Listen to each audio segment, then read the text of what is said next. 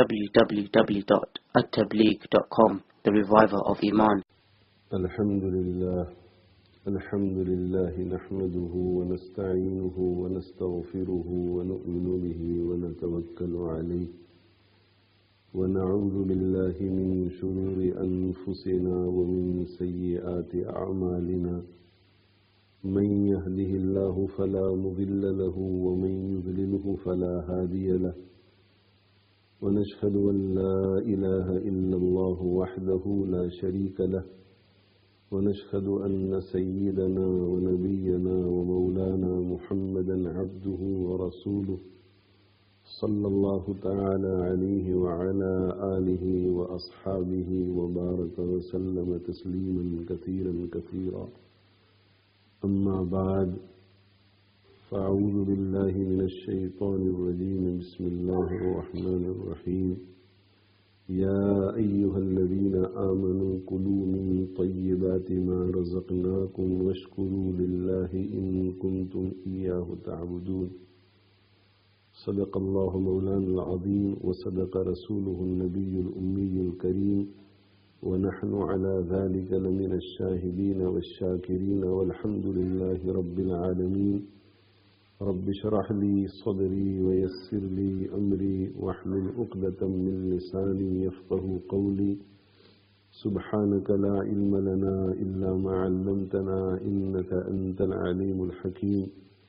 اللهم انفعنا بما علمتنا وعلمنا ما ينفعنا. إن الله وملائكته يصلون على النبي يا أيها الذين آمنوا صلوا عليه وسلموا تسليما. اللهم صل وسلم وبارك على سيدنا ومولانا محمد وعلى آله وأصحابه وأتباعه وأزواجه وذرياته.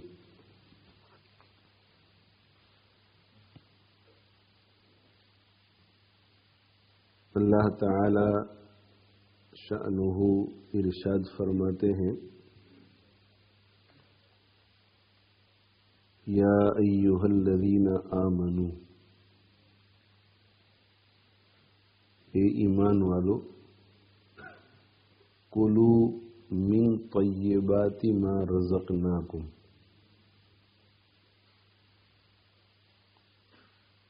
تم کھاؤ ان پاکیزہ چیزوں میں سے جو ہم نے تمہیں دی.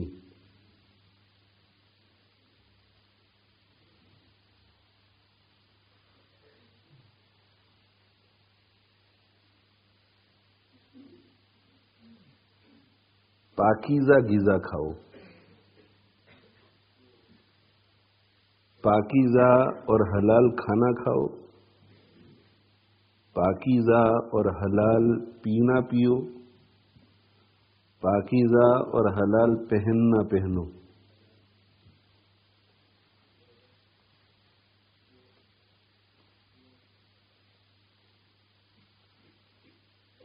پہننے کی چیزیں بھی پاکیزہ اور حلال ہوں، کھانے کی چیزیں بھی پاکیزہ اور حلال ہوں، پینے کی چیزیں بھی پاکیزہ اور حلال ہوں، اور استعمال کی ساری چیزیں بھی پاکیزہ اور حلال ہوں. گاڑی پاکیزہ اور حلال ہو، فرنیچر پاکیزہ اور حلال، گھر پاکیزہ اور حلال.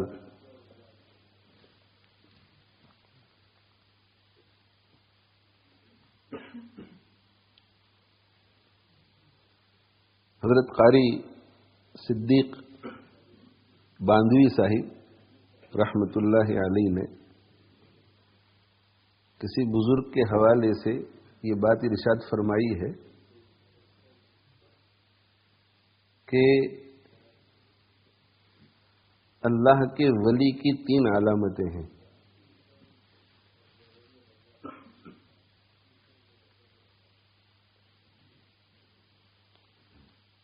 ایک علامت یہ کہ اس کے بارے میں سب اچھی بات ہی کہنے والے نہ ہوں.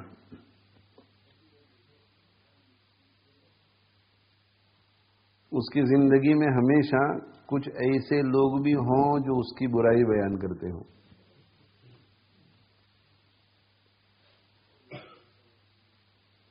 ہمارے جتنے مشائخ، اکابر، بزرگان دین، بڑے بڑے ائمہ، بڑے بڑے فقہا، بڑے بڑے محدثین، بڑے بڑے مفسرین جو گزرے ہیں، ان کو چاہنے والے لوگ بھی بہت تھے، لیکن ان کی زندگی کے ہر دور میں ہمیشہ 2، 4، 5، 25 افراد ایسے ضرور رہے ہیں جو ان کو ناپسند کرتے تھے اور ان کی برائی بیان کرتے تھے.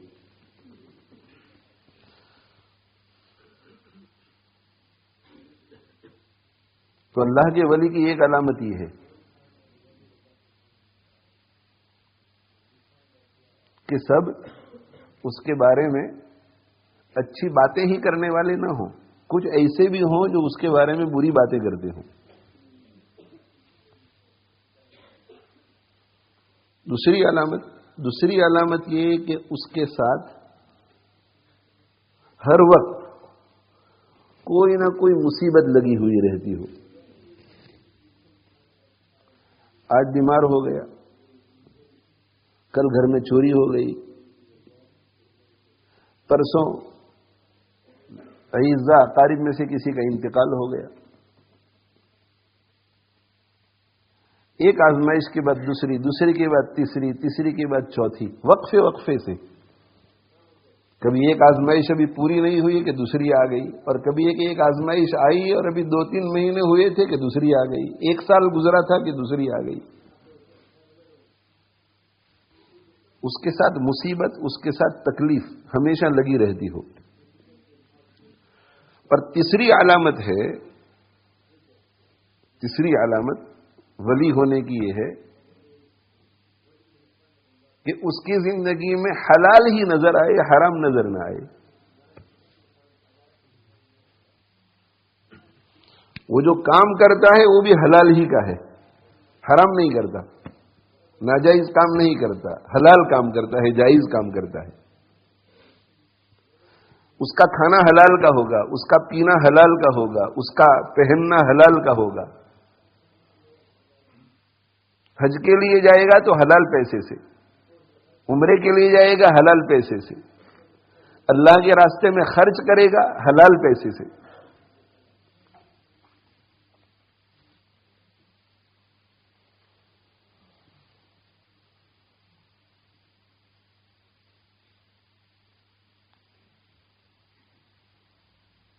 تو اللہ کے جو ولی ہوتے ہیں، اللہ جل جلالہ وعم نوالہ انہیں حرام سے محفوظ رکھتے ہیں، حرام سے محفوظ رکھتے ہیں.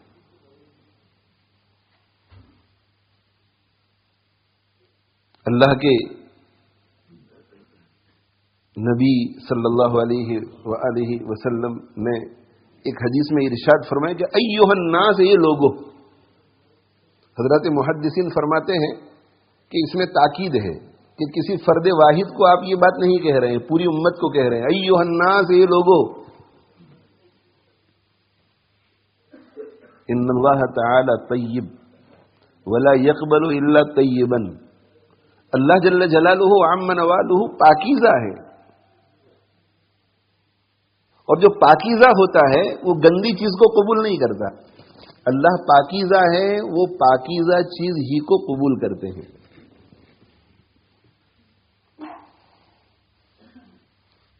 اور پھر آگے نبی صلی اللہ علیہ وآلہ وسلم نے ارشاد فرمایا کہ وَإِنَّ اللَّهَ تَعَالَى أَمَرَ الْمُؤْمِنِينَ بِمَا أَرْسَلَ بِهِ الْمُرْسَلِينَ.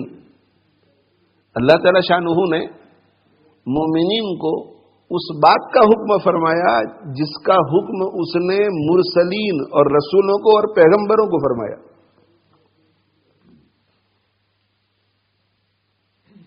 اور اس کے بعد اللہ کے نبی صلی اللہ علیہ وآلہ وسلم نے قرآن مجید کی 2 آیتوں کو تلاوت کیا. یا ایھا الذین آمنوا، اے ایمان والو، کلوا من طیبات ما رزقناکم، تم ان پاکیزہ چیزوں میں سے کھاؤ جو ہم نے تمہیں دی ہے. واشکروا للہ ان کنتم ایاہ تعبدون، اگر تم اور تم اس کا شکر ادا کرو اگر تم اسی کی عبادت کرتے ہو. تو مؤمنین کو حکم ہوا کہ اے ایمان والو کلوا من طیبات ما رزقناکم، تم ان پاکیزہ چیزوں میں سے کھاؤ جو ہم نے تمہیں دی ہے. یعنی مؤمنین کو اس بات کا حکم ہو رہا ہے کہ انہیں پاکیزہ اور حلال کھانا چاہیے. اور اسی کا حکم اللہ نے پیغمبروں کو بھی دیا. یا ایھا الرسول کلوا من الطیبات، اے رسولو، اے پیغمبرو، تم پاکیزہ چیزوں میں سے کھاؤ. حضرات محدثین یہ فرماتے ہیں کہ اللہ کے نبی صلی اللہ علیہ وآلہ وسلم تاکید کے بعد تاکید لا رہے ہیں. ایھا الناس، اے لوگو، اس میں تاکید ہے کہ یہ پیغام کسی فرد واحد کے لیے نہیں ہے، امت کے ہر فرد کے لیے ہے، قیامت تک آنے والے امتی کے لیے ہے، سب کے لیے ہے یہ پیغام. اور اس کے بعد دوسری تاکید، وہ دوسری تاکید یہ ہے کہ اللہ جل جلالہ وعم نوالہ نے تمہیں ان باتوں کا حکم کیا ہے، اس بات کا حکم کیا ہے جس بات کا حکم رسولوں کو کیا ہے. یعنی پاکیزہ غذا کا استعمال اور حلال غذا کا استعمال یہ اتنا اہم ہے کہ اللہ جل جلالہ وعم نوالہ نے بطور خاص اپنے پیغمبروں کو بھی اس کا حکم فرمایا. اور حضرات محدثین فرماتے ہیں کہ اس میں اللہ کے نبی صلی اللہ علیہ وسلم یہ اشارہ کر رہے ہیں کہ جب اللہ جل جلالہ وعم نوالہ نے رسولوں کو یہ حکم فرمایا، تمام رسولوں کو، کہ تم پاکیزہ اور حلال چیزیں کھاؤ، اس کا مطلب یہ ہے کہ اللہ جل جلالہ وعم نوالہ نے انہیں بھی یہ حکم کیا ہوا ہوگا کہ تم اپنی امتوں کو بھی یہ بات بتلاؤ. تو اللہ کے نبی صلی اللہ علیہ وسلم گویا یہ کہنا چاہتے ہیں کہ میں جس انداز کو اس وقت اختیار کیے ہوئے ہوں کہ اے لوگو تم سب کے سب حلال کھاؤ، یہ صرف میں نہیں کر رہا ہوں، آدم سے لے کر عیسیٰ تک سارے پیغمبر اس کام کو کر چکے ہیں. یہ اتنا اہم حکم ہے، یہ اتنا اہم کام ہے.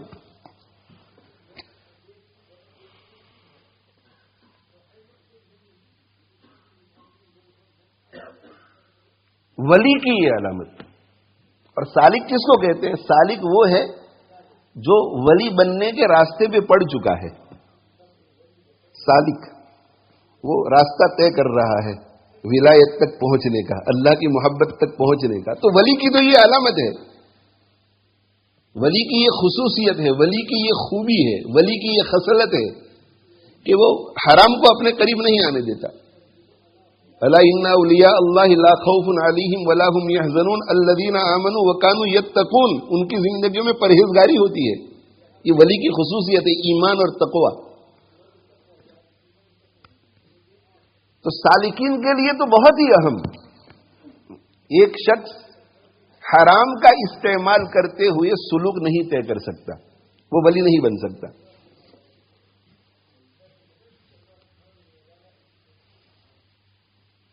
اس لیے کہ جو حرام سے نہیں بچتا اور اپنی زندگی کو حلال سے آراستہ نہیں کرتا، اس کے لیے ہر موڑ پر رکاوٹ پیش آئے گی،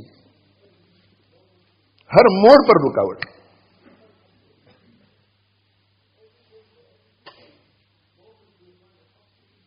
سب سے پہلا مرحلہ آتا ہے علم کا. ایک شخص مومن ہو جاتا ہے، مومن ہونے کے بعد اب وہ اللہ کو راضی کرنا چاہتا ہے تو سب سے پہلے اسے علم چاہیے. سب سے پہلے علم. حضرت مفتی محمد شفیع صاحب رحمۃ اللہ علیہ علم کی فضیلت بیان کرتے ہوئے ارشاد فرماتے ہیں کہ نبی صلی اللہ علیہ وآلہ وسلم نے ارشاد فرمایا کہ التوبۃ الندم، التوبۃ الندم. مفتی شفیع صاحب رحمۃ اللہ علیہ فرماتے ہیں کہ نبی صلی اللہ علیہ وسلم کا ارشاد ہے کہ توبہ ندامت کا نام ہے، توبہ پچھتاوے کا نام ہے، توبہ ریگریٹ کا نام ہے. کہ ایک آدمی ایسا کام کر رہا ہے جو اسے نہیں کرنا چاہیے تو اسے ریگریٹ ہوگا، اسے ندامت ہوگی کہ میں کیا کر رہا ہوں، میں نے یہ کیوں کیا. یا ایک ایسے کام کو چھوڑ رہا ہے جو اسے کرنا چاہیے تو اسے ریگریٹ ہوگا، ندامت ہوگی کہ میں نے یہ کیوں چھوڑا، میں اسے کیوں چھوڑ رہا ہوں. اور وتوبوا الی اللہ جمیعا ایھا المؤمنون لعلکم تفلحون، یہ توبہ ہے، یہی کامیابی کا راستہ ہے۔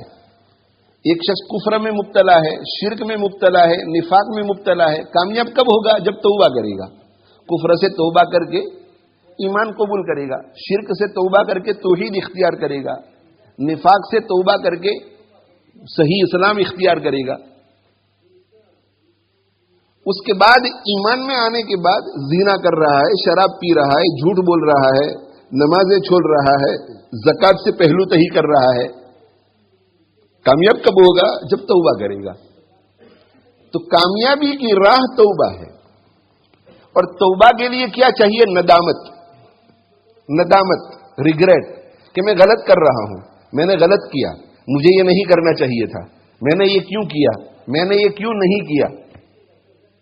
مفتی شفیع صاحب رحمۃ اللہ علیہ فرماتے ہیں کہ ندامت پیدا ہو ہی نہیں سکتی جب تک کہ علم نہ ہو۔ ایک شخص زنا میں مبتلا ہے اور اسے پتہ ہی نہیں کہ زنا حرام ہے، ندامت کیسے ہوگی؟ ایک شخص چوری کر رہا ہے اور اسے پتہ ہی نہیں ہے کہ چوری کرنا حرام ہے، ندامت کیسے ہوگی؟ موت تک ندامت نہیں ہوگی، اگر قیامت تک بھی اسے زندگی مل جائے ندامت نہیں ہوگی۔ ایک شخص غلط کام صحیح سمجھ کر رہا ہے، ندامت کیسے ہوگی؟ یا ایک شخص ضروری کام کو غیر ضروری سمجھ کر چھوڑ رہا ہے، ندامت کیسے ہوگی؟ اسی لیے شیطان کا سب سے بڑا وار یہ ہے کہ وہ مسلمانوں کو بدعتوں میں مبتلا کرتا ہے۔ اس لیے کہ جو بدعتوں میں مبتلا ہوتا ہے وہ یہ سمجھ رہا ہوتا ہے کہ میں اللہ کو راضی کرنے والا کام کر رہا ہوں، اور جب تک اس کے ذہن میں یہ بات رہے کہ میں ایسا کام کر رہا ہوں جس سے اللہ بھی بہت خوش ہے، اللہ کے نبی صلی اللہ علیہ وسلم بھی بہت خوش ہیں، تو وہ ندامت کیسے ہوگی؟ اور جب ندامت نہیں ہوگی تو توبہ کیسے کرے گا؟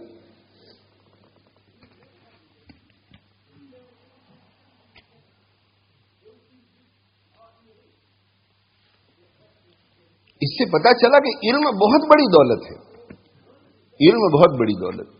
اسی لیے میرے بھائیوں، میں بار بار اس کی تاکید کرتا ہوں کہ اپنے آپ کو علم سے وابستہ کیجیے، اور علم سے وابستہ کرنے کے لیے اپنے آپ کو علماء، معتبر علماء، صحیح العقیدہ علماء، صحیح العقیدہ علماء، معتبر علماء، خدا ترس علماء، خیر خواہ اور ہمدرد علماء، اور ایسے علماء کی لکھی ہوئی کتابوں سے وابستگی اختیار کرو۔ علماء سے اور علماء کی لکھی ہوئی کتابوں سے وابستگی اختیار کرو، اس سے علم صحیح آئے گا، صحیح علم آئے گا، صحیح علم آئے گا۔ اور اس غلط فہمی میں کبھی نہیں رہنا چاہیے کہ میں جانتا ہوں کہ یہ عالم صحیح العقیدہ نہیں ہے، یا مجھے پتہ نہیں ہے کہ یہ صحیح العقیدہ ہے یا نہیں، اس کا تعلق اہل سنت والجماعت سے ہے یا نہیں۔ مجھے پتا ہے کہ یہ صحیح نہیں ہے، یا یہ کہ مجھے پتا نہیں ہے، لیکن سن لینے میں کیا حرج ہے؟ اس لیے کہ مجھے تو اپنی حدود اربعہ معلوم ہے، مجھے میرا دائرہ معلوم ہے، مجھے میری لیمٹس معلوم ہے کہ اس دائرے کے اندر کی چیز ہے تو ٹھیک، اس سے باہر کی چیز ہے تو ٹھیک نہیں۔ اس خوش فہمی میں نہیں رہنا چاہیے میرے بھائیوں، اس خوش فہمی میں نہیں رہنا چاہیے۔ دل دماغ میں کب کسی کی بات اتر جاوے اور کب ہم صحیح راستے سے پھسل جاوے کچھ نہیں کہہ سکتے۔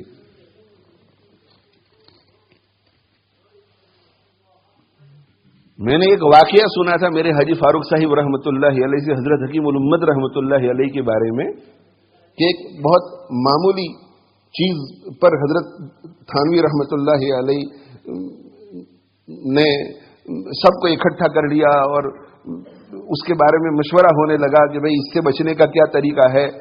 تو حضرت کے بھتیجے جو خانقاہ کے ناظم تھے حضرت مولانا شبیر صاحب رحمۃ اللہ علیہ، انہوں نے عرض کیا کہ ابا جی، وہ ابا جان کہتے تھے، ابا جان، اس سے کہ چچا تھے، ابا جان، بہت معمولی سی بات ہو گئی، چھوٹی سی بات ہو گئی، کوئی اتنی بڑی بات نہیں ہے، آپ اتنا بڑا مسئلہ کیوں بنا رہے ہیں اس کا؟ تو حضرت تھانوی رحمۃ اللہ نے فرمایا کہ مولوی شبیر، نفس کو پھسلنے میں دیر نہیں لگتی، حضرت اپنے آخری زندگی کے آخری دور میں یہ فرما رہے حکیم الامت بن جانے کے بعد کہ مولوی شبیر نفس کو پھسلنے میں دیر نہیں لگتی. پیغمبر کہتا ہے وما ابرئ نفسی، میں اپنے نفس کو بری نہیں مانتا اور بری نہیں کہتا. ان النفس لامارۃ بالسوء، اس لیے کہ نفس کی تو خصلت ہی یہ ہے کہ وہ امارہ ہوتا ہے. نفس اصل میں مطمئن یا لوامہ نہیں ہوتا، نفس اصل میں امارہ ہوتا ہے. ان النفس لامارہ، نفس کی خبر دی جا رہی ہے کہ نفس کیا ہے. ان النفس لامارہ، ان النفس لوامہ نہیں کہا، ان النفس مطمئنہ نہیں کہا، ان النفس لامارۃ بالسوء. نفس کی تو خاصیت، نفس کی تو خاصیت ہی یہ ہے کہ وہ برائی کا بار بار حکم کرتا ہے، برائی کی طرف بار بار لے جاتا ہے. یعنی نفس کی اصل جو ہے اماریت ہے، اور اس پر محنت کر کے اس کو دبانا ہے. ان النفس لامارۃ بالسوء. آگے استثناء الا ما رحم ربی. یہ ماں جو ہے ماں مصدریہ ظرفیہ ہے. کیا معنی اس کا؟ کہ نفس برابر برائی کا حکم کرتا رہتا ہے، مگر اس وقت جس وقت کے میرا رب رحم فرما دے. جس وقت اللہ رحم کر دیتے ہیں تو انسان بچ جاتا ہے اور اس کے ورطے میں نہیں آتا، اس کی گرفت میں نہیں آتا. اسی لیے جو بری عادتیں ہیں، بری خصلتیں ہیں، حسد کی خصلت ہے، کینہ کی خصلت ہے، بغض کی خصلت ہے، بے صبری کی خصلت ہے، ناشکری کی خصلت ہے، تو مشائخ کیا فرماتے ہیں کہ ان کا ازالہ نہیں ہوتا، ان کا ازالہ نہیں ہوتا. ایک شخص محنت کرتا ہے اور محنت کر کے 6 مہینے کے بعد محسوس کر لیتا ہے کہ الحمدللہ حسد کی بیماری ختم ہو گئی ہے. وہ محسوس کرتا ہے کہ الحمدللہ ناجائز محبت کسی کے میرے دل میں تھی وہ ختم ہو گئی ہے. الحمدللہ فنا کا بغض میرے دل میں تھا وہ ختم ہو گیا ہے. الحمدللہ مال کی حد سے زیادہ محبت جو میرے دل میں تھی وہ ختم ہو گئی ہے. الحمدللہ اب میں صبر کر لیتا ہوں، بے صبری چلی گئی ہے. ازالہ نہیں ہوتا. اس کا کیا مطلب؟ بیماریاں ختم نہیں ہوتی، ازالہ نہیں ہوتا، امالہ ہوتا ہے. امالہ، امالہ کا مطلب میں آپ کو سمجھانے کے لیے کہوں کہ امالے کا مطلب یہ ہے کہ وقتی طور پر اسے سپریس کر دیا جاتا ہے، سپریس کر دیا جاتا ہے. یہ کب دوبارہ ابھر کر آ جائے کچھ نہیں کہہ سکتے. اس لیے سالک کو چاہیے کہ جب محنت کرنے کے نتیجے میں حسد نکل گیا ہے تو اس کے بعد بھی ریلیکس اور کمپلیسنٹ نہ ہو جائے، مطمئن نہ ہو جائے، برابر نظر رکھے اپنے نفس پر کہ کہیں دوبارہ ابھر کر وہ بیماری آ تو نہیں رہی، اور محنت کو جاری رکھے موت تک. اسی لیے حضرت امام احمد ابن حنبل رحمۃ اللہ علیہ موت کے وقت یہ فرما رہے تھے کہ ابھی نہیں، ابھی نہیں، ابھی نہیں، ابھی نہیں. مطلب یہ ہے کہ جب روح نکلے گی، اس امالے کی حالت میں روح نکلے گی تو میں سمجھوں گا کہ میں کامیاب ہو گیا ہوں. امالہ ہو جاتا ہے. امالہ، امالہ، امالہ کا مطلب یہ کہ پھیر دینا، پھیر دینا.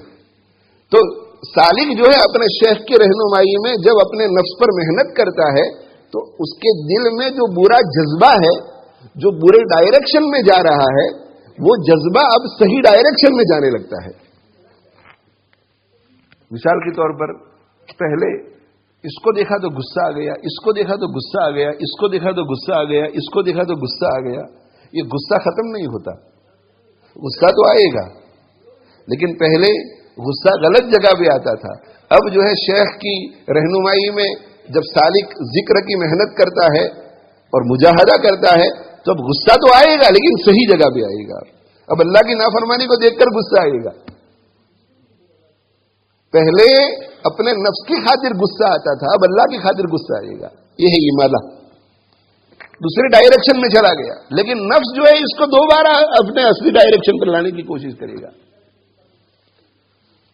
پہلے فضول خرچی کرتا تھا اپنے نفس کے لیے، تو خرچ کرنا تو باقی رہے گا، دل میں یہ تقاضا خرچ کرنے کا رہے گا، لیکن پہلے اپنے نفس کے لیے کرتا تھا، اب غریبوں پہ اور مسکینوں پہ خرچ کرے گا، اللہ کے لیے کرے گا. یہ امالہ ہو گیا. لیکن یہ دوبارہ ایمانہ کب اس طرف آ جائے کچھ کہہ نہیں سکتے. اس لیے میرے بھائیوں، یہ یوٹیوب پر اور سوشل میڈیا پر اس کی بھی سنتے ہیں، اس کی بھی سنتے ہیں، یہ بیان بھی سنتے ہیں، یہ بیان بھی سنتے ہیں. میں بار بار کہتا ہوں کہ علم صحیح بہت ضروری ہے. اب صرف علم کہنا کافی نہیں، علم صحیح کہنا پڑے گا. اس لیے کہ علم کے اتنے دروازے کھل گئے ہیں اور اس میں اکثر علم غیر صحیح کے دروازے ہیں. اس لیے ہر چیز کو پڑھو مت، ہر چیز کو سنو مت، جب تک یہ معلوم نہ ہو جائے کہ یہ کس عقیدے کا ہے، صحیح العقیدہ ہے یا نہیں، اور اہل سنت والجماعت سے تعلق اس کا ہے یا نہیں، اور ہمارے اکابرین علماء دیوبند کی تعلیمات کے مطابق اس کی تعلیمات ہے یا نہیں، اس وقت تک کسی کی چیز کو پڑھو بھی مت اور کسی کی چیز کو سنو بھی مت. اس لیے کہ کس وقت دل پر یہ اثر کر جائے کچھ نہیں کہہ سکتے. جیسے بری صحبت کا اثر ہوتا ہے، اسی طرح فسق و فجور کا بھی اثر ہوتا ہے، غلط عقائد کا بھی اثر ہوتا ہے. اور ایسی صحبت میں جب بیٹھتے ہیں تو پھر اس کے غلط نظریات والی بات جب سنتے ہیں تو اس کی صحبت کی وجہ سے وہ غلط نظریات ہمیں صحیح معلوم ہونے لگتے ہیں. تو میں کیا عرض کر رہا ہوں بھائی؟ میں یہ عرض کر رہا ہوں کہ علم صحیح سب سے اچھا. آپ جس مسجد میں نماز پڑھتے ہیں وہ صحیح العقیدہ ہے، وہاں کے امام صاحب بھی صحیح العقیدہ ہے، بزرگوں کی تربیت یافتہ ہے، ان کے درس قرآن میں بیٹھا کرو، ان کے درس قرآن میں بیٹھا کرو، ان کی باتیں سن لیا کرو، اور اپنے نفس کی اصلاح کے لیے اپنے شیخ سے رابطے میں رہیے. اپنے مقامی مسجد کے امام سے آپ فائدہ اٹھائیں گے تو آپ کو ان کا درس بھی ملے گا، علم میں بھی برکت نصیب ہوگی، اور ان کی صحبت بھی آپ کو ملے گی، صحبت صالح بھی ملے گی. تو میں یہ عرض کر رہا تھا کہ کامیابی کے لیے سب سے پہلی چیز علم ہے، اور اسی سے شیطان سب کو بہت دور رکھتا ہے. اہل علم کو بھی دور رکھتا ہے، اہل علم کو علم میں ترقی نہیں کرنے دیتا، اور جو اہل علم نہیں ہے ان کو تو علم کی طرف آنے ہی نہیں دیتا.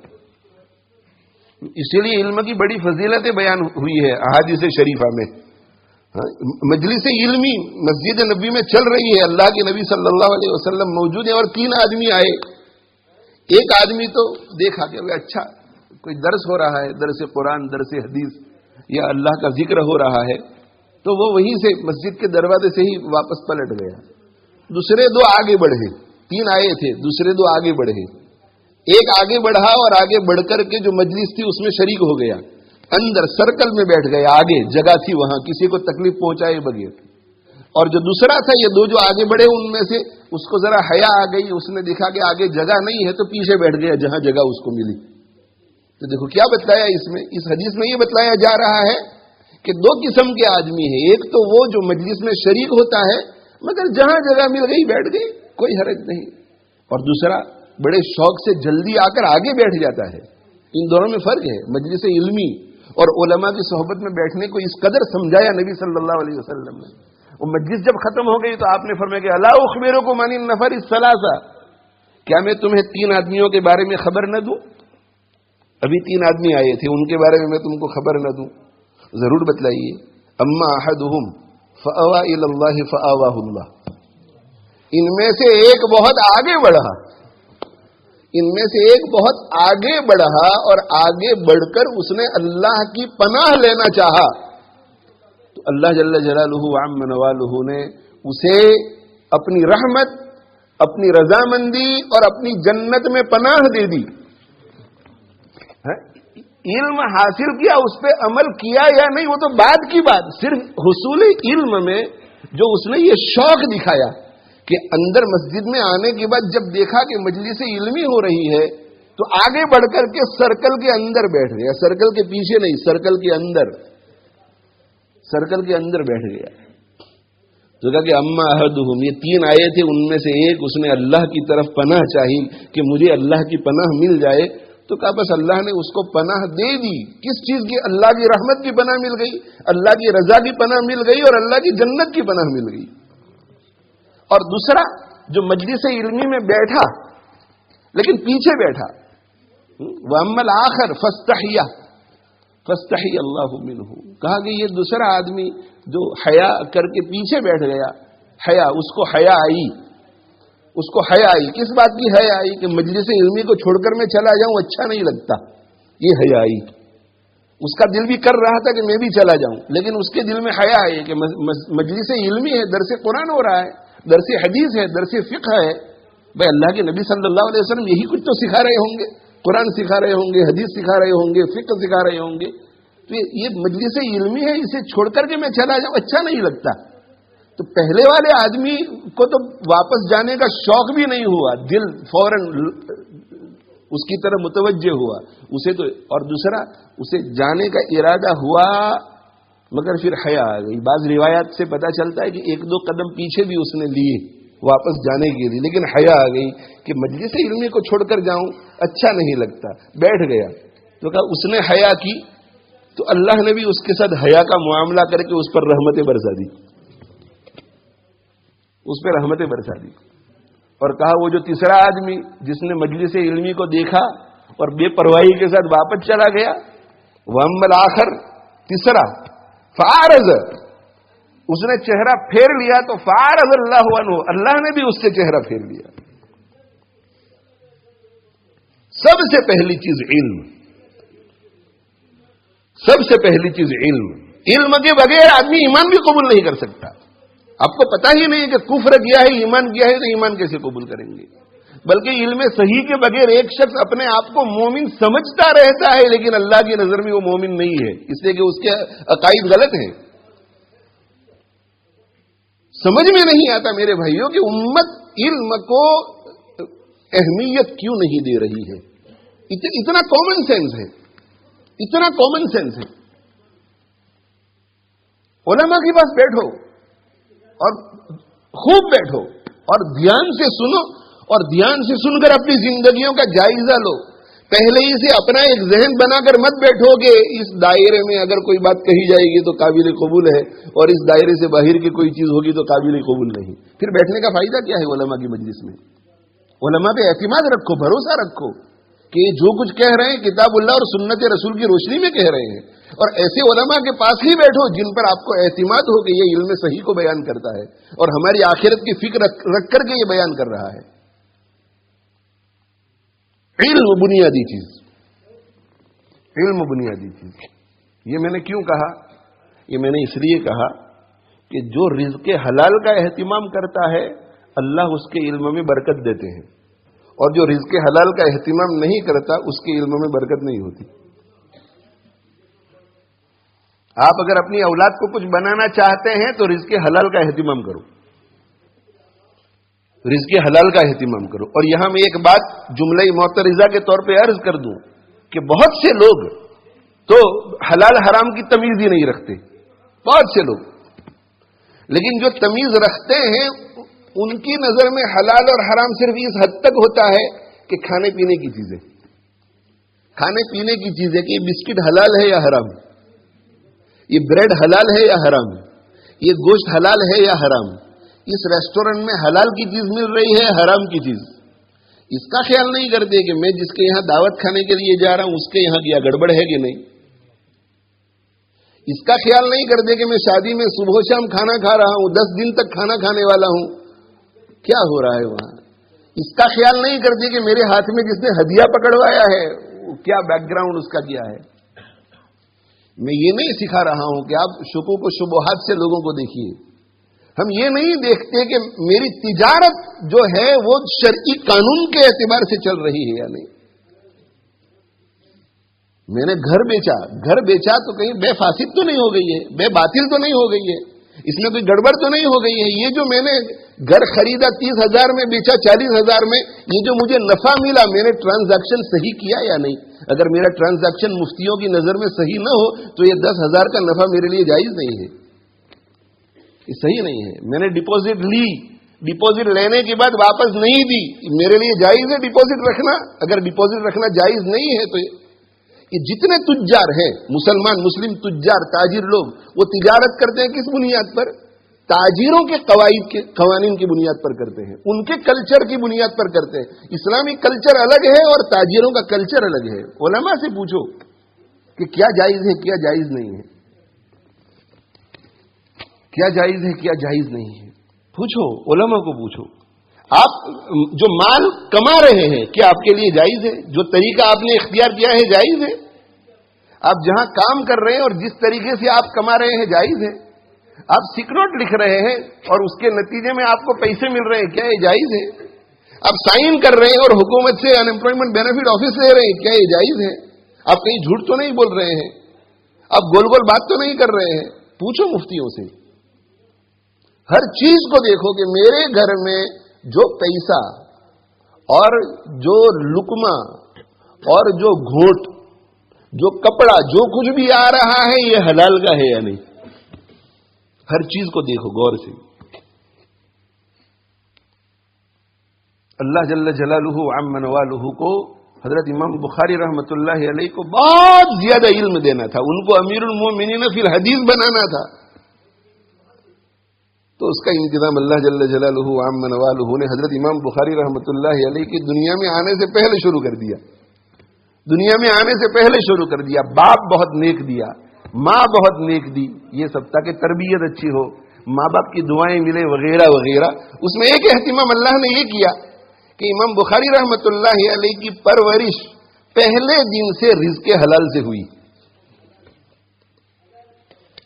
رزق حلال سے ہوئی پہلے دن سے, اس لیے کہ ان کو بڑا بنانا تھا اللہ جل جلالہ عم نوالہ کو. چنانچہ ان کے والد حضرت اسماعیل جو کہ محدث تھے, وہ انتقال کے وقت یہ کہہ کر کے دنیا سے گئے کہ میں جتنا مال چھوڑ کے جا رہا ہوں اس میں حرام کا تو ایک پیسہ ہے ہی نہیں, لیکن شبہے کا بھی ایک پیسہ نہیں ہے.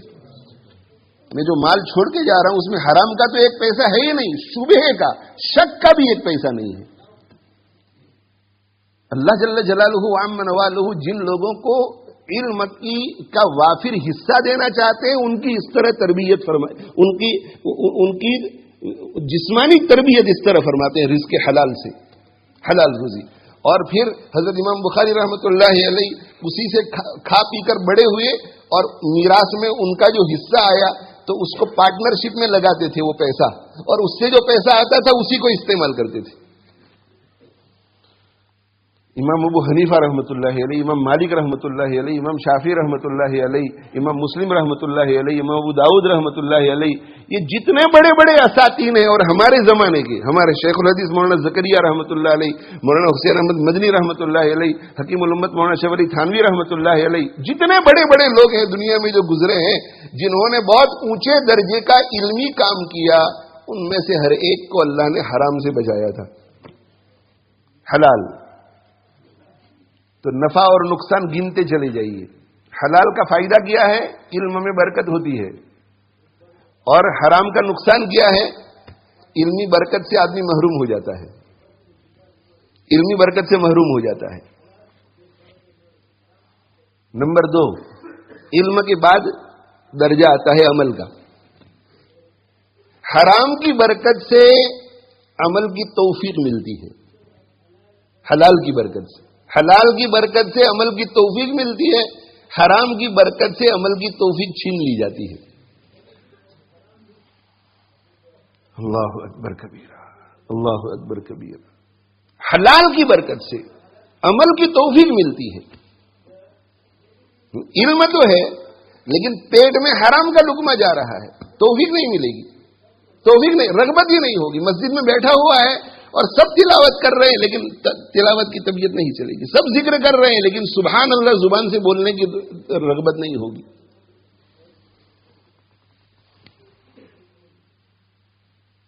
اور حلال صرف رزق کی بات نہیں کر رہا ہوں, آپ کا انکم بھی دیکھیے کہ حلال کا ہے یا نہیں, اور اس سے آپ جو کچھ خریدیں, چاہے گاڑی ہو, چاہے گھر ہو, چاہے کارپیٹ ہو, چاہے وال پیپر ہو, چاہے فرنیچر ہو, چاہے چشمے ہو, چاہے موبائل ہو, چاہے گھڑی ہو, چاہے کپڑے ہو, اگر حرام ہے تو علم نہیں آئے گا, حلال ہے تو علم میں برکت ہوگی.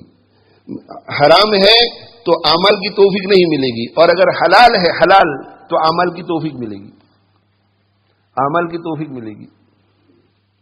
جانتا ہوں ثواب طاعت و زہد سب, علم تو ہے میرے پاس, سب جانتا ہوں کہ اللہ کی فرما برداری کرنے اور زہد اور دنیا سے بے رغبتی اور ابسٹیننس اختیار کرنے میں کیا نفع ہے, سب جانتا ہوں, پھر عمل کیوں نہیں کرتا؟ پر طبیعت ادھر نہیں جاتی.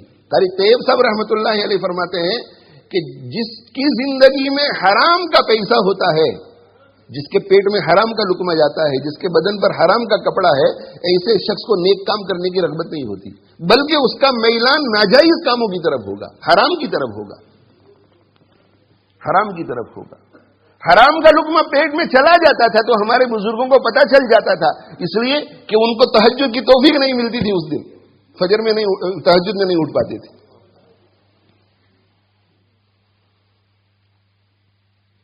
حضرت نانوتوی رحمۃ اللہ علیہ، حضرت گنگوہی رحمۃ اللہ علیہ کے زمانے میں ایک بڑے بزرگ تھے، حاجی عبداللہ صاحب رحمۃ اللہ علیہ، ورکنگ کلاس کے آدمی تھے لیکن نیک آدمی تھے۔ وہ کیا کرتے تھے؟ جنگل میں چلے جاتے تھے اور جنگل میں جا کر کے گھاس کاٹتے تھے، گھاس، جنگل کا گھاس جو مباح ہے سب کے لیے، تو گھاس کاٹتے تھے اور گھاس کاٹ کر اس کی ایک گٹھڑ بناتے تھے، ایک بنڈل بناتے تھے، اس کا سائز بھی متعین تھا۔ تو صبح فجر کی نماز پڑھ کر 6 ساڑھے 6 بجے باہر نکل جاتے تھے اور پھر لا کر کے اسے بیچتے تھے، ایک ہی بنڈل بناتے تھے اور اس کو بیچتے تھے۔ بنڈل ایک، اس کی سائز بھی طے اور اس کی قیمت بھی طے، 4 آنے، 4 آنے۔ لیکن دوسرے جتنے گھاس بیچنے والے ہوتے تھے ان سے اس وقت تک کوئی گھاس نہیں خریدتا تھا جب تک کہ حاجی عبداللہ نہیں آ جاتے تھے۔ کیوں؟ اس لیے کہ ان کو یہ تجربہ ہوا تھا کہ حاجی عبداللہ کا گھاس ہماری بھینسیں اور ہماری گائیں کھاتی ہے تو دودھ بڑھ جاتا ہے، برکت۔ تو سب انتظار کرتے تھے، باقی سارے گھاس کاٹ کر کے لانے والے کھڑے ہو کر کے دیکھتے رہتے تھے۔ اور جیسے ہی حاجی عبداللہ آتے تھے تو ایک ہی گٹھڑی لے کر آتے تھے تو سب ٹوٹ پڑتے تھے، اور اصول ان کا یہ تھا کہ میری گٹھڑی کے اوپر سب سے پہلے جو ہاتھ رکھ دے گا وہ اس کی ہاتھ جو رکھ دے۔ اور جب حاجی عبداللہ اپنی گٹھڑی بیچ دیتے تھے تو دوسرے لوگ پھر جو محروم رہتے تھے وہ دوسروں سے پھر خرید لیتے تھے۔ ایک ہی گٹھڑی لاتے تھے اور قیمت ایک، 4 آنا، 4 آنے سے کوئی زیادہ دیتا تھا لیتے نہیں تھے، اور 4 آنے سے کم پر راضی نہیں ہوتے تھے۔ جیسے ہمارے یہاں انگلینڈ میں شلنگ ہوتی تھی تو 4 آنے، 4 آنے، بس 4 آنے سے کیا کرتے تھے؟ اپنا گزارا کر لیتے تھے پورے دن کا، بس پورے دن پھر عبادت میں گزرتا تھا۔ یعنی وہ یہ کام اسی لیے کرتے تھے کہ بیوی بچوں کو پالنا ہے، اور یہ 4 آنے میں سے تھوڑے تھوڑے پیسے بچاتے رہتے تھے، تھوڑے تھوڑے پیسے بچاتے رہتے تھے۔ جب چند روپیے ہو جاتے تھے تو دیوبند کے اس وقت کے جتنے بڑے بڑے مشائخ تھے، حضرت مولانا قاسم نانوتوی رحمۃ اللہ علیہ، حضرت مولانا رشید احمد گنگوہی رحمۃ اللہ علیہ، حضرت مولانا یعقوب نانوتوی رحمۃ اللہ علیہ، تھانہ بھون میں حاجی صاحب رحمۃ اللہ علیہ، ان سب بزرگوں کی دعوت کرتے تھے۔ اور دعوت کے 2 طریقے ہوتے تھے کہ یا تو اپنے گھر بلا کر کھلاتے تھے یا ان کو پیسے دے دیتے تھے کہ آپ لوگ خود اپنی دعوت کر لینا۔ حضرت مولانا قاسم نانوتوی، حضرت مولانا یعقوب نانوتوی، حضرت مولانا رشید احمد گنگوہی رحمۃ اللہ علیہم یہ روحانیت کے آسمان کے آفتاب و مہتاب ہیں۔ یہ میری طرح گنہگار لوگ نہیں تھے کہ وہ یہ کہیں کہ ان کی غذا کو کھانے سے ہمیں یہ توفیق مل جاتی تھی، نہ، بہت نیک لوگ یہ آسمان ولایت کے آفتاب و مہتاب، لیکن وہ یہ کہتے تھے کہ جس وقت یہ حاجی عبداللہ صاحب ہماری دعوت کرتے تھے اور ہم ان کی دعوت کھاتے تھے تو اس دعوت کو کھانے کے بعد 30 دن تک عبادت میں رغبت اور آخرت کی فکر اور تقرب الی اللہ حاصل کرنے کا جو جذبہ رہتا تھا وہ ان 30 دن کے علاوہ میں پھر نہیں رہتا تھا۔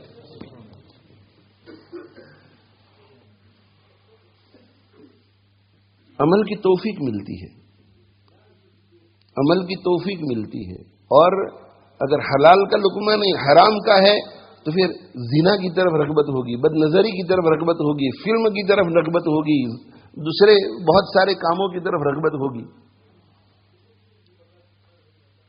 حلال سے علم میں برکت ہوتی ہے، حرام سے علم میں برکت نہیں ہوتی۔ حلال سے نیک اعمال کی توفیق ملتی ہے، حرام سے نیک اعمال کی توفیق نہیں، بد اعمال کی طرف آدمی جاتا ہے۔ اور اگر کوئی نیک عمل کر لیتا ہے حرام کے ساتھ وہ قبول نہیں ہوتا۔ اول تو یہ کہ توفیق نہیں ملتی، لیکن اگر کر لیتا ہے تو قبول نہیں ہوتا، عمل قبول نہیں ہوتا۔ اللہ کے نبی صلی اللہ علیہ وسلم ارشاد فرماتے ہیں، امام بیہقی رحمہ اللہ تعالی اس حدیث کو عبداللہ ابن عمر رضی اللہ تعالی عنہما سے روایت کرتے ہیں کہ نبی صلی اللہ علیہ وسلم نے ارشاد فرمایا، من اشترى ثوبا بعشرة دراہم، جو شخص کپڑا خریدتا ہے 10 درہم میں، وفیہ درہم حرام، اور اس میں صرف 1 درہم حرام ہوتا ہے، 1 درہم حرام، لم يقبل اللہ تعالی صلاتہ ما دام علیہ، جب تک یہ کپڑا اس کے بدن پر رہے گا اس وقت تک اللہ اس کی نماز کو قبول نہیں فرمائیں گے۔ حرام رزق کی وجہ سے، حرام کپڑوں کی وجہ سے، استعمال کی حرام چیزوں کی وجہ سے اللہ جل جلالہ وعم نوالہ نیک اعمال کی توفیق چھین لیتے ہیں، اور اگر نیک اعمال کی توفیق ملتی ہے تو عمل قبول نہیں ہوتے، عمل قبول نہیں ہوتے۔ اللہ ہماری حفاظت فرمائے۔ صدقہ قبول نہیں ہوتا، دیکھو نماز قبول نہیں ہوتی، صدقہ بھی قبول نہیں ہوتا۔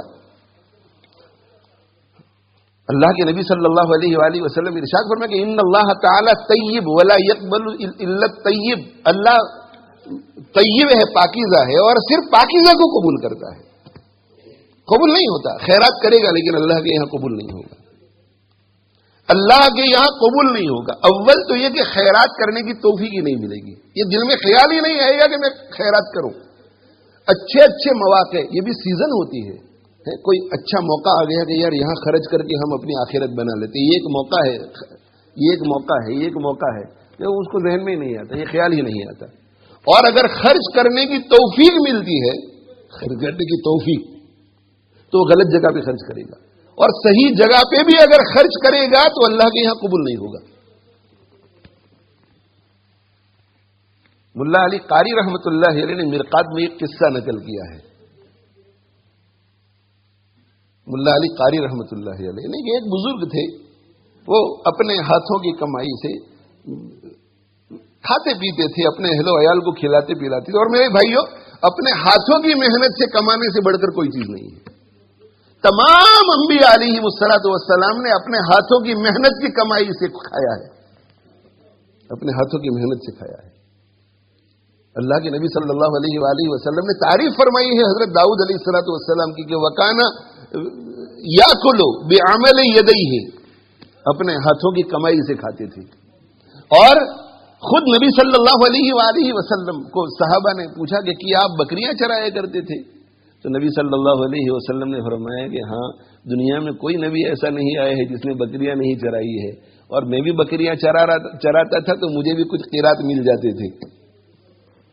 سب انبیاء اپنی کمائی سے کھاتے پیتے تھے۔ حضرت داؤد علیہ السلام زرہ بناتے تھے اور زرہ بنا کر بیچتے تھے، محنت کی ہے سب نے۔ آدم علیہ السلام نے کاشتکاری کی ہے اور کاشتکاری کر کے اجرت کی ہے آدم علیہ السلام نے، یا کہ خود کی کاشتکاری کر کے اگا کر کے کھایا ہے۔ اپنی محنت کی کمائی، اپنی محنت کی کمائی سے کھاؤ میرے بھائیوں، اپنی محنت کی کمائی سے کھاؤ میرے بھائیوں۔ اور اپنی محنت کی کمائی میں پھر کچھ اللہ کے لیے بھی حصہ رکھو۔ تو یہ کیا کرتے تھے؟ 3 حصے کرتے تھے۔ ایک حصہ اپنے اہل و عیال پر خرچ کرتے تھے، ایک حصہ اللہ کے راستے میں خرچ کرتے تھے، اور ایک حصہ جو تھا وہ واپس اپنی تجارت میں یا اپنی کھیتی میں ڈالتے تھے۔ تو ملا علی قاری رحمۃ اللہ علیہ نے لکھا ہے کہ ان کے بارے میں لوگوں کو پتا ہوگا۔ تو ایک مالدار متمول شخص ان کے پاس آیا اور اس نے یہ کہا کہ حضرت آپ اللہ کے راستے میں خرچ کرتے رہتے، مجھے بھی کوئی راستہ ذرا بتائیے کہ میں کہاں خرچ کروں۔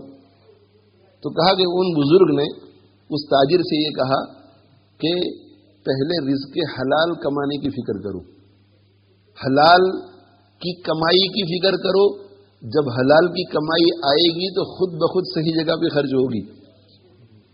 حلال کی کمائی کی فکر کرو، خود بخود صحیح جگہ پہ خرچ ہوگی۔ ان کو بات سمجھ میں نہیں آئی، تو کہا کہ دیکھو ایسا کرو کہ اس وقت تم جتنے پیسے خرچ کرنا چاہتے ہیں مجھے چھوڑ کر کے اس گلی میں نکل جاؤ، اور سب سے پہلا شخص جو تم کو ملے اس پر خرچ کراؤ۔ اللہ کا کرنا یہ ہوا کہ سب سے پہلے شخص جس سے ان کی ملاقات ہوئی وہ ایک فقیر، غریب، مسکین آدمی اور نابینا، اور وہ کہہ رہا تھا کہ اللہ کے واسطے مجھے کچھ دے دو، اللہ کے واسطے مجھے کچھ دے دو، اللہ کے واسطے مجھے کچھ دے دو. یہ بہت خوش ہوئے کہ بالکل صحیح جگہ پہ میرا تو پیسہ جا رہا ہے. انہوں نے پیسے دے دیے، خرچ کر دیے. دوسرے دن ان کا گزر ہو رہا تھا کسی جگہ پر، تو انہوں نے دیکھا کہ وہی نابینا فقیر مسکین آدمی بیٹھا ہوا ہے اور اپنے دوستوں کے ساتھ گپ شپ میں مشغول ہے. تو کہہ رہا ہے یار کل تو بہت مزہ آیا، ایک صاحب نے بہت بڑی رقم دے دی تو رنڈی کے ساتھ بیٹھ کر میں نے شراب پی. یہ آئے ان بزرگ کے پاس اور کہا کہ حضرت گزشتہ کل آپ نے مجھے پیسہ خرچ کرنے کے لیے کہا تھا کہ جو راستے میں ملے اسے دے دو، تو ایسا ہوا، میں تو سمجھ رہا تھا کہ صحیح جگہ پہ خرچ ہوا ہے. تو حضرت نے فرمایا بہت اچھی بات ہے، اور جیب سے ایک درہم نکالا اور ایک درہم نکال کر کے کہا کہ یہ اب جا کر کے جو سب سے پہلا آدمی ملے اس پہ خرچ کر دو. اب یہ حلال کا تھا. اب سب سے پہلا آدمی جس سے ملاقات ہوئی وہ بہت خوش پوشاک، مالدار لگ رہا تھا، بہت عمدہ کپڑے، اچھی حالت. اس کے دل میں خیال آئے کہ ایک درہم اس مالدار کو تو نہیں دینا چاہیے، لیکن پھر یاد آیا کہ پیسے ان کے اور حضرت بزرگ، حکم بھی ان کا، چلو ان کو دے دیتے ہیں. پیسے تو دے دیے لیکن سمجھ میں نہیں آیا، اس لیے پیچھا کیا ان کا. یہ چلتے رہے، یہ ان کے پیچھے پیچھے. کہا کہ وہ ایک جنگل نما جگہ میں یوں داخل ہو گئی بستی کے باہر، اور جنگل نما بستی میں داخل ہو گئے اور داخل ہو کر کے یوں نکل گئے. کہا کہ یہ بھی پیچھے گئے تو انہوں نے دیکھا کہ وہاں ایک مرا ہوا کبوتر گرا ہوا ہے. وہاں بس اتنا انہوں نے دیکھ لیا اور یوں کر کے ان کے پیچھے پیچھے یہ جس گھر میں رہتے تھے وہاں چلے گئے. کچھ سمجھ میں نہیں آیا، اس لیے دروازہ کھٹکھٹایا اور ان سے ملاقات کی. اور ملاقات کے کہا کہ بھائی آپ ذرا کچھ اپنی حالت بتلائیے، اس لیے کہ میرا ایسا واقعہ ابھی چل رہا ہے انفاق فی سبیل اللہ کے بارے میں سمجھنا چاہتا ہوں. تو انہوں نے کہا کہ اصل میں بات یہ ہے کہ میں اپنے فقر کو لوگوں پہ ظاہر کرنا نہیں چاہتا، میں صرف اللہ سے مانگتا ہوں، لوگوں سے نہیں مانگتا. اس لیے یہ عمدہ کپڑا پہن کر کے باہر نکلا تھا. لیکن اصل بات یہ ہے کہ 3 دن سے گھر میں فاقہ ہے اور بچے بہت پریشان کھانے پینے کے لیے. اس وجہ سے میں جنگل کی طرف نکل گیا کہ کوئی چیز مجھے مل جاوے. تو وہاں مجھے ایک مردار کبوتر مل گیا، اور اب چونکہ 3 دن ہو گئے تھے، ہم لوگ سب مجبور اور مضطر تھے، اس لیے ہمارے لیے حلال تھا. تو اسے چھپا کر کے میں لا رہا تھا کہ آپ سے راستے میں ملاقات ہو گئی، آپ نے مجھے 1 درہم دیا. تو پھر میں جنگل میں جہاں یہ کبوتر ملا تھا وہیں چھوڑ کر کے آ گیا. یہ بزرگ کے پاس آئی اور واقعہ سنایا تو کہا تم نے دیکھ لیا، حلال کی کمائی ہوتی ہے، صحیح جگہ پہ خرچ ہوتی ہے. دیکھو یہ خرچ کرنا یہ بھی ایک عمل ہے. عمل اللہ توفیق نہیں دیتا، اور توفیق دے گا تو غلط جگہ پہ، صحیح جگہ پہ خرچ نہیں ہوگا. دعا قبول نہیں ہوتی، دعا بھی ایک عمل ہے، دعا قبول نہیں ہوتی. حلال کا اہتمام کرنے والے کی دعا قبول ہوتی ہے. حضرت سعد ابن ابی وقاص رضی اللہ تعالی عنہ مستجاب الدعوات صحابہ میں سے ہے. یوں تو تمام صحابہ مستجاب الدعوات تھے، لیکن سب میں جس کی دعا کبھی بھی رد نہیں ہوتی تھی اور دنیا ہی میں جو زبان سے نکلتا تھا آج کہا اور کل ظاہر ہو گیا، یہ حضرت سعد بن ابی وقاص رضی اللہ عنہ ہے. بخاری شریف میں بھی ان کا ایک قصہ ہے جس سے پتہ چلتا ہے کہ ادھر دعا دی کہ دعا فوراً قبول، اور جو مانگتے تھے وہ ملتا تھا. تو ان سے کسی نے پوچھا کہ آپ کی دعائیں بہت قبول ہوتی ہیں، اس کی کیا وجہ ہے؟ دعا بہت قبول ہوتی ہے. تو انہوں نے یہ کہا کہ دائیں بائیں آگے پیچھے حرام تو بہت دور کی بات ہے، شبہے کا بھی 1 پیسہ نہیں آنے دیتا. اور جب تک میں یہ تحقیق نہیں کر لیتا کہ یہ چیز آئی کہاں سے ہے اور کس طرح آئی ہے، اس وقت تک اسے استعمال نہیں کرتا. گھر میں دودھ پڑا ہوا ہے، فالودہ پڑا ہوا ہے، مٹھائی کا بکس پڑا ہوا ہے، ہدیے میں کوئی چیز آئی ہے، بیوی کوئی چیز لے آئی ہے، بچے کچھ لے کر کے آئے ہیں، کہاں سے آیا ہے، اچھا فلاں جگہ سے، کیسے کمایا گیا ہے، اس وقت تک میں ہاتھ نہیں لگاتا. ان کا یہ عمل کیوں تھا؟ اس لیے کہ انہوں نے ایک مرتبہ اللہ کے نبی صلی اللہ علیہ وسلم سے عرض کیا کہ اللہ کے نبی صلی اللہ علیہ وسلم آپ مجھے ایسا کوئی عمل بتلائیے کہ اگر میں اس کو کروں تو میری ہر دعا قبول ہونے لگے. تو نبی صلی اللہ علیہ وآلہ وسلم نے کیا ارشاد فرمایا، یا سعد اطب مطعمک تکن مستجاب الدعوہ. یہ سعد اپنے کھانے کو پاکیزہ اور حلال بنائیے تو مستجاب الدعوات ہو جاؤ گے، مستجاب الدعوات ہو جاؤ گے.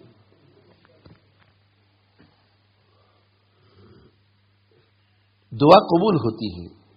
جس کی غذا حلال کی ہے اس کی دعائیں قبول ہوتی ہے، اور جس کی غذا حلال کی نہیں، جس کے استعمال میں حرام کی چیزیں ہیں، اس کی دعا قبول نہیں ہوتی. اللہ کے نبی صلی اللہ علیہ وآلہ وسلم نے اسی اوپر والی حدیث میں ثم ذکر الرجل، پھر اللہ کے نبی صلی اللہ علیہ وسلم نے ایک ایسے شخص کا تذکرہ کیا جس کی حالت ایسی تھی کہ اس کی دعا ضرور قبول ہونی چاہیے.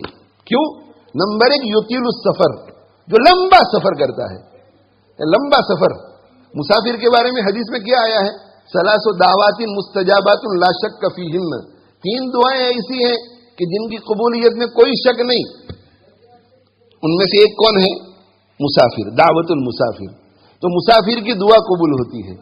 تو کہا کہ ثم ذکر الرجل یطیل السفر اشعث واغبر، اور اس کی حالت بھی بڑی مسکنت والی، پراگندہ بال، غبار آلود جسم، ایسا اس کا جسم اور ایسی اس کی حالت اور حیت کہ اللہ کی رحمت کو جوش آ جائے.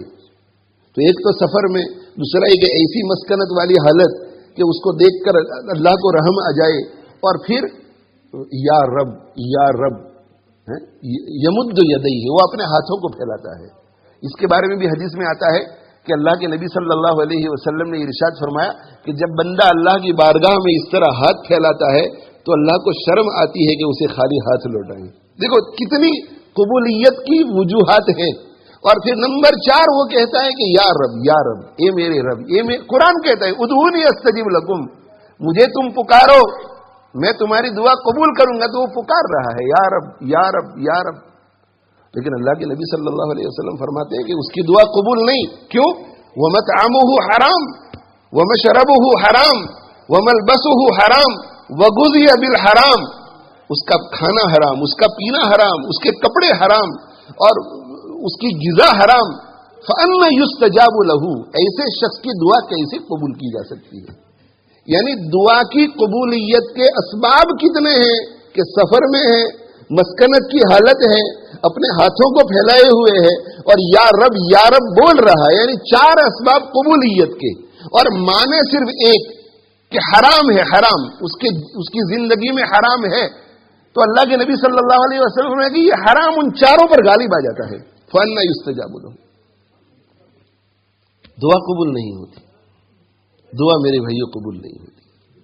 اور جو حرام سے نہیں بچتا اور حلال کا اہتمام نہیں کرتا، قبر میں اس کی پکڑ ہوتی ہے. قبر میں اس کی پکڑ ہوتی ہے. اللہ ہماری حفاظت فرمائے. قبر میں پکڑ ہوتی ہے. حضرت علی ابن مدینی رحمہ اللہ تعالی ارشاد فرماتے ہیں کہ میرے والد کا انتقال ہو گیا، اور بھائی بچوں کو نیک بنانے اور بچوں کو علم پڑھانے کا یہ بہت بڑا فائدہ ہوتا ہے کہ مرنے کے بعد اپنے ماں باپ کو وہ بھولتے نہیں ہیں. تو علی ابن مدینی رحمہ اللہ تعالیٰ فرماتے ہیں کہ میں وقتاً فوقتاً قبرستان میں جاتا تھا اور ابا جی کی قبر کے پاس بیٹھ کر قرآن مجید پڑھ کر ان کو ایصال ثواب کرتا تھا. کہ رمضان المبارک کی رات 27ویں شب، رمضان المبارک 27ویں شب سحری کھائی. سحری کھانے کے بعد مسجد میں جا کر غلس میں اول وقت میں جماعت کے ساتھ نماز پڑھی. ابھی اندھیرا تھا اور میں نے سوچا کہ ابا جی کی قبر پہ جا کے قرآن پڑھنا چاہیے. تو میں ابا جی کی قبر کے پاس چلا گیا اور میں نے قرآن پڑھنا شروع کیا. تو کہا کہ تھوڑی دیر کے بعد ہائی ہائی کی آواز آنے لگی، ہائی ہائی. اور ایسا مجھے لگا کہ کوئی کراہ رہا ہے، کوئی بہت تکلیف میں ہے. تو ادھر ادھر میں نے دیکھا تو کوئی شخص مجھے نظر نہیں آیا. تو میں نے بہت دھیان لگایا تو ہمارے ابا کی قبر کے پڑوس میں جو قبر تھی اس قبر میں سے آواز آ رہی تھی، ہائی ہائی کی. کہا کہ ابا کو تو میں بھول گیا اور اس کی طرف متوجہ ہو گیا، اور جو کچھ پڑھ سکا کر سکا اس کے لیے ایصال ثواب کرتا رہا. اور جیسے جیسے صبح صادق کی روشنی پھیلتی چلی گئی ویسے ویسے وہ آواز بھی مدھم پڑتی چلی گئی، اور جیسے ہی روشنی عام ہو گئی تو اس میں سے آواز بند ہو گئی. کہا کہ میں نے سوچا کہ یہ کون ہے جس کو عذاب قبر ہو رہا ہے. تو پھر لوگ اور بھی قبرستان میں آئے تو میں نے پوچھا کہ یہ صاحب کون ہے یا کون مدفون ہے؟ تو کہا فلاں صاحب. کہا میں نے ان کو پہچان لیا، وہ ہماری بستی میں رہنے والے تھے، ہر نماز صف اول میں پڑھتے تھے، اشراق بھی پڑھتے تھے، چاش بھی پڑھتے تھے، اوابین بھی پڑھتے تھے، تہجد بھی پڑھتے تھے، ہر وقت ذکر میں مشغول، تلاوت میں مشغول، بہت نیک، حسن اخلاق سے ملنے والے. میں تعجب میں پڑ گیا کہ بات کیا ہے، اتنا نیک آدمی کہ میں نے تحقیق شروع کر دی، یہ جاننے کے لیے کہ کیا گناہ ہے جس کی وجہ سے یہ پکڑ ہوئی قبر میں، تاکہ میں بھی بچ سکوں، دوسروں کو بھی بچا سکوں۔ انہوں نے کہا کہ تحقیق کے نتیجے میں مجھے یہ پتا چلا کہ ان کی اولاد تھی نہیں، جب یہ بوڑھے ہو گئے، تاجر تھے، حلال کی کمائی والی تجارت کرتے تھے، بوڑھے ہو گئے تو انہوں نے دوست احباب سے مشورہ کیا کہ میں بوڑھا ہو گیا اور بچے تو اب تجارت سنبھالنے کے قابل نہیں رہے، اب مجھے کچھ کرنا چاہیے، اس لیے کہ انکم تو چاہیے نا جب تک میں اور بیوی زندہ ہے۔ تو کہا لوگوں نے مشورہ یہ دیا کہ سب کچھ بیچ ڈالو اور بیچ کر جو پیسہ آئے اسے سودی کاروبار میں ڈال دو، دے دو کسی کو قرض اور سود لیتے رہو۔ کہ ان کے دل کو یہ بات لگ گئی، ان کے دل کو یہ بات لگ گئی، بس ان کی زندگی میں یہی ایک برائی تھی کہ مرتے دم تک یہ سود لیتے رہے، انٹرسٹ کے پیسے لیتے رہے، تاکہ اس کے نتیجے میں عذاب قبر ہو رہا ہے۔ حرام کی وجہ سے قبر میں بھی عذاب، قبر میں بھی پکڑ، حرام کی وجہ سے قبر میں پکڑ۔ اور میرے بھائیوں، حرام کی وجہ سے قیامت کے دن بھی نجات نہیں ہوگی، حرام کی وجہ سے قیامت کے دن بھی نجات نہیں ہوگی۔ اللہ کے نبی صلی اللہ علیہ وآلہ وسلم ارشاد فرماتے ہیں کہ لا يدخل الجنت جسد غذی بالحرام، کہ وہ جسم جنت میں داخل نہیں ہو سکتا جس کی پرورش حرام سے کی گئی ہو۔ لا يدخل الجنت لحم نبت من السحت، گوشت کا وہ ٹکڑا جنت میں داخل نہیں ہو سکتا جس کی پرورش حرام سے ہوئی ہو، جنت سے بھی محرومی ہوگی۔ اور میرے بھائیوں، حرام کے نتیجے میں نیک صالح اولاد پیدا نہیں ہوگی، یہ بھی یاد رکھو۔ حلال کماؤ، خود بھی حلال کھاؤ، اس لیے کہ نطفہ بنتا ہے غذا سے، نطفہ بنتا ہے خون سے، خون بنتا ہے غذا سے، تو غذا اگر حرام ہے تو خون حرام والا ہوا، پھر اس سے نطفہ بنا وہ بھی حرام والا ہوا، حرام کا اثر اس میں، اس سے جو اولاد پیدا ہوگی اس سے آپ اندازہ لگا سکتے ہیں کہ وہ کیا کرے گی۔ تو ماں باپ دونوں حلال کھانے پینے کا اہتمام کرے، اور پھر بچے جب دنیا میں آئیں تو ان کو بھی حلال کھلانے پلانے کا اہتمام کرے، ان کے اوپر جو فیس وغیرہ خرچ کرے وہ بھی حلال کی ہو، حلال کا پیسہ، حلال کا اہتمام۔ حلال کا اہتمام ہوتا ہے تو پھر عبداللہ ابن مبارک دنیا میں پیدا ہوتے ہیں، حلال کا اہتمام ہوتا ہے تو شیخ عبد القادر جیلانی پیدا ہوتے ہیں، حلال کا اہتمام ہوتا ہے تو امام ابو حنیفہ پیدا ہوتے ہیں، حلال کا اہتمام ہوتا ہے تو امام بخاری پیدا ہوتے ہیں۔ عبداللہ ابن مبارک رحمہ اللہ تعالی کے والد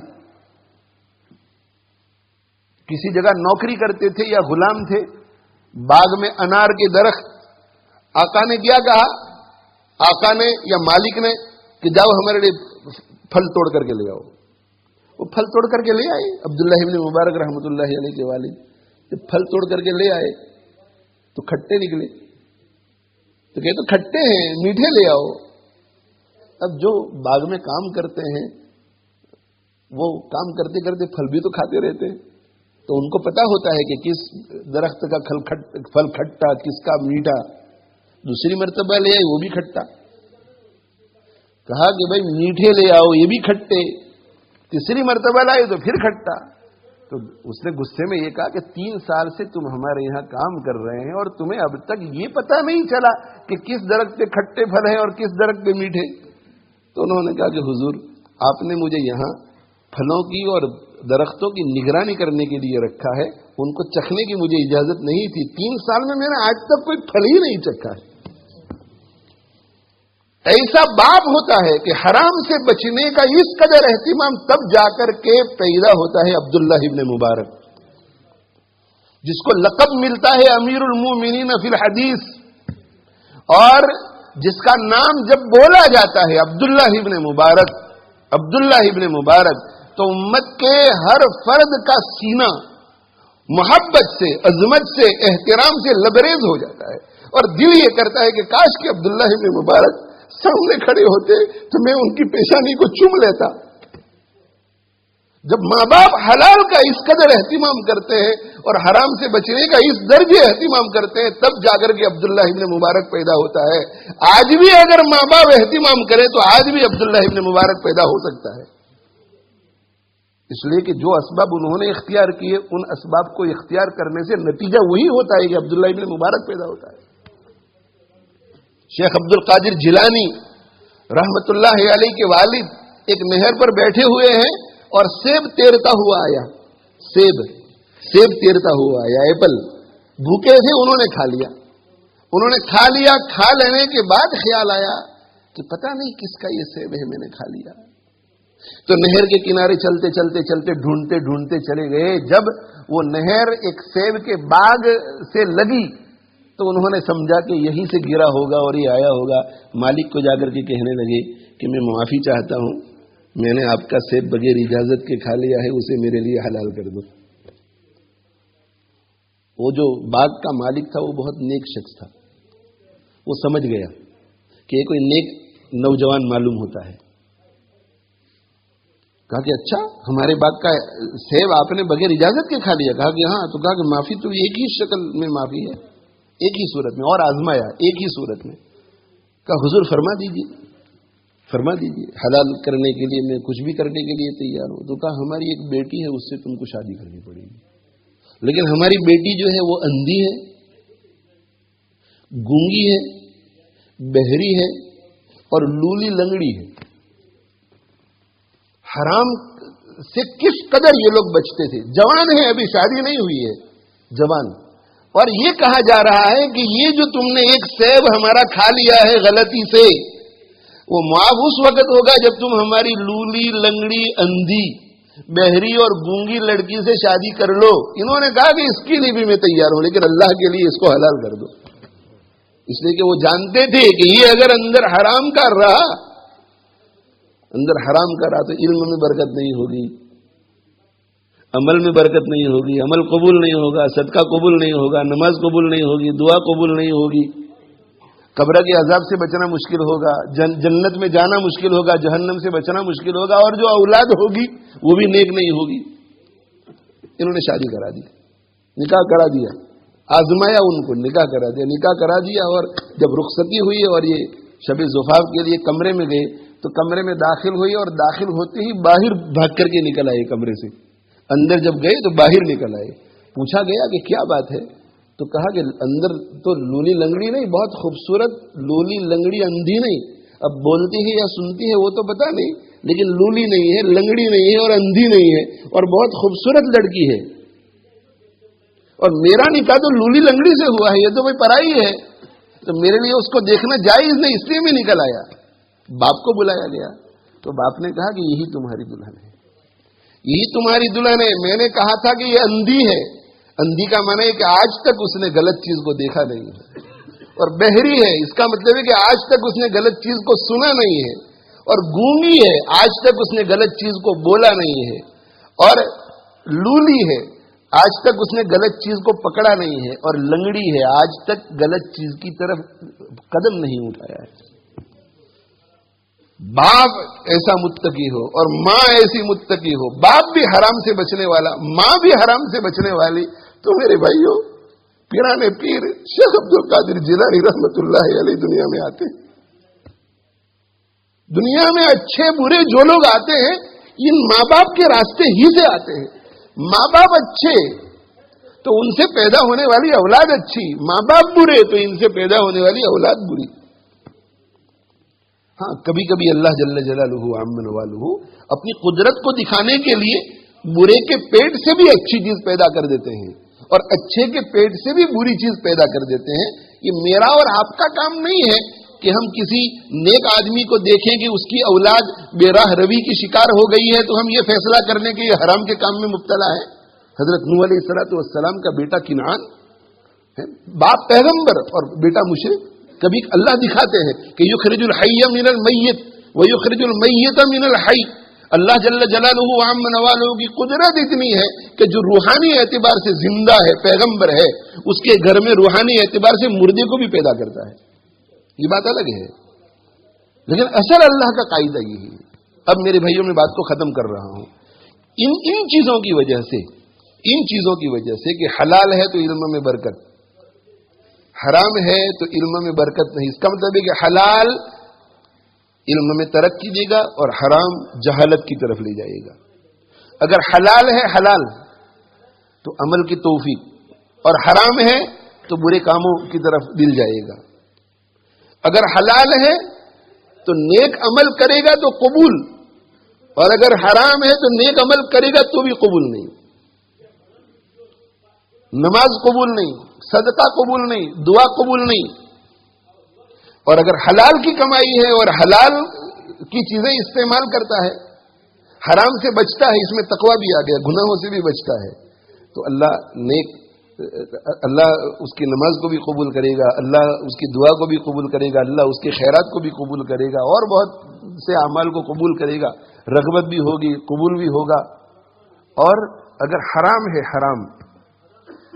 اگر حرام ہے تو قبر کا عذاب، حلال ہے تو قبر کے عذاب سے بچے گا، حرام ہے تو آخرت میں نجات نہیں، اور اگر حرام ہے تو حلال ہے تو آخرت میں نجات۔ اور اگر حلال ہے تو نیک اولاد، صاحب علم اولاد، دین کی خدمت کرنے والی اولاد، دنیا میں بھی ماں باپ کے لیے عزت، آخرت میں بھی ماں باپ کے لیے عزت۔ اور اگر حرام ہے، حرام، تو اولاد جو ہے بے راہ روی کی شکار ہو جائے گی۔ یہ جانتے تھے ہمارے بڑے، ہمارے اکابر کے یہ حلال اور حرام کے دو ایفیکٹ ہیں، اس وجہ سے بچنے کا بہت اہتمام کرتے تھے۔ ہاں، کبھی کوئی غلط لقمہ پیٹ میں چلا جاتا تھا تو انگلیاں ڈال ڈال کر قے کرتے تھے، اور جب قے ہو جاتی تھی اور ایسا خیال آتا تھا کہ شاید 2-4 قطرے یا 2-4 دانے اندر رہ گئے ہوں، تو پھر پانی پی کر کے پیٹ کو بھرتے تھے اور پھر انگلیاں ڈال ڈال کر قے کرتے تھے، پھر پانی پیتے تھے، انگلیاں ڈال ڈال کر قے کرتے تھے۔ حضرت صدیق اکبر رضی اللہ عنہ کا ایسا واقعہ موجود ہے حدیث کی کتابوں میں، حضرت عمر رضی اللہ عنہ کا ایسا واقعہ موجود ہے حدیث کی کتابوں میں، اور بہت سے اسلاف کے واقعات ایسے ہمیں ملتے ہیں کہ ذرا شبہ ہو گیا تو انگلیاں ڈال ڈال کر قے کر دی۔ اور احتیاط اس قدر کہ حضرت امام ابو حنیفہ رحمۃ اللہ علیہ کے ایک پارٹنر تھے، تو امام ابو حنیفہ رحمۃ اللہ علیہ نے ان سے کہا کہ تجارت کرتے تھے آپ بھی حلال طریقے سے، تو ان سے کہا کہ بھئی دیکھو میں ذرا جا رہا ہوں، یہ کپڑے جو ہے تمہیں بیچنے ہیں، تو یہ کپڑے، اس میں یہ ایک کپڑا جو ہے، یہ پورا جو سودا ہوا ہے، اس میں ایک کپڑا جو ہے یہ عیب والا ہے، تو شریعت کا تقاضا یہ ہے کہ جب بیچے تو بتلا دیں کہ اس میں عیب ہے۔ بک گیا، ایک روایت کے مطابق 20,000 میں بکا، سامان بہت زیادہ تھا، اور ایک روایت کے مطابق 30,000 میں بکا، بیچ دیا، بک گیا۔ لیکن احتیاط اس قدر تھا کہ جب وہ پارٹنر آیا اور اس نے کہا کہ سامان بک گیا ہے، تو پوچھا کہ وہ عیب والے کپڑے کی تم نے اس کو خبر دی تھی یا نہیں، کہ کہیں حرام کا نہ آ جائے، ایسا نہیں کہ میں نے تو کہہ دیا تھا۔ انہوں نے کہا کہ نہ، میں تو بھول گیا تھا، میں بھول گیا۔ بہت خفا ہوئے، بہت ناراض ہوئے، بہت تکلیف ہوئی، اور آپ نے سب سے پہلا کام یہ کیا کہ ان کے ساتھ پارٹنرشپ ختم کر دی، کہ جو تجارت میں حلال حرام کا احتیاط نہ کر سکے اس کے ساتھ تجارت کرنے میں خطرہ ہے، پارٹنرشپ ختم کر دی۔ اور نمبر 2، یہ 20,000 یا 30,000 جو ہیں یہ پورے سامان کے بدلے میں آئے ہیں، اس لیے اس کپڑے کے پیسے الگ کر دوں یہ اب سب بہت مشکل، اس لیے کہ پورا بیچا ہے، سمجھے؟ اندازے سے کر تو سکتے ہیں کہ اس میں سے 5,000، لیکن نہ، انہوں نے سارے کے سارے اللہ کے راستے میں خیرات کر دی، اس لیے کہ پتہ نہیں چل سکا کہ کس کو بیچا تھا۔ ایک مرتبہ امام ابو حنیفہ رحمۃ اللہ علیہ کے کانوں تک بات آئی کہ رات کو ریڈ پڑی ہے، لوٹ مار ہوئی ہے، اور کچھ لوگوں کی بکریاں چوری کر لی گئی ہیں۔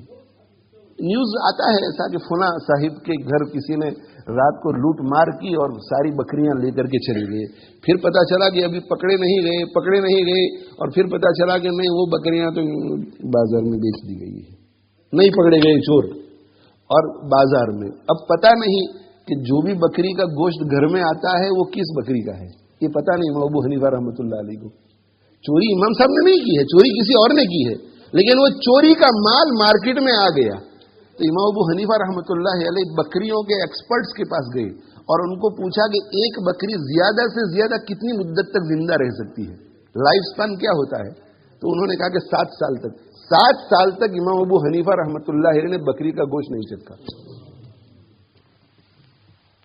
امام محمد ابن سیرین رحمۃ اللہ علیہ کا آخری قصہ سنا کر آج کی بات کریں۔ امام محمد ابن سیرین رہے، بہت بڑے محدث، بہت بڑے فقیہ، بہت بڑے آدمی، امام محمد ابن سیرین رحمہ اللہ تعالی تابعی، وہ تیل کا کاروبار کرتے تھے، اور ایک مرتبہ انہوں نے 40,000 درہم کا تیل خریدا، 40,000 یعنی 40,000 پاؤنڈز کا 40,000 کا تیل خریدا، اور وہ ڈبوں میں آیا، डिब्बों में आया।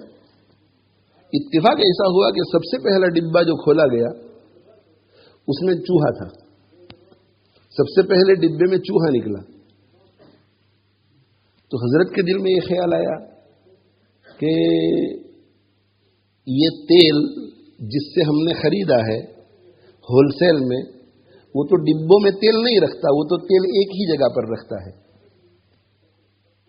तो ऐसा भी हो सकता है कि तेल डिब्बे में आ गया फिर उसमें चूहा गिरा, और ऐसा भी हो सकता है कि वो जो उसका बहुत बड़ा जो तालाब होगा तेल का उसमें पहले से गिरा हुआ था और इस डिब्बे में आ गया।